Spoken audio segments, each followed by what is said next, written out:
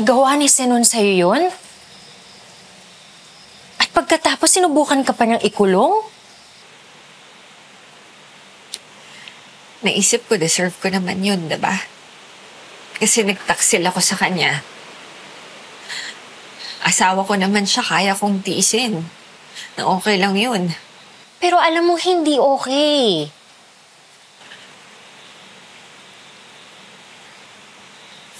Crazy. Nung makita ko si Rod, gumaan yung loob ko. Nabuhayan ako. Parang nagkaroon ako ng pag-asa. Na-realize ko na hindi ko kailangan tiisin yung mga ginagawa ni Zenon sa akin. Kaya crazy, sumama ako agad kay Rod. Kaya ang bilis kong sumama sa kanya. Ginawa ko na naman yung mali kasi yun yung nararamdaman ko na tama.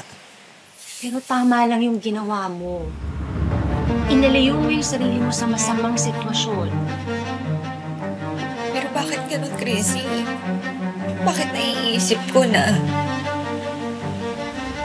kasalanan ko kaya niya nagawa sa akin yun? Helen, kahit may kasalanan ka, hindi tama na pagsamantalahan ka niya. Dahil kahit kailan, walang justification ng rape, Helen.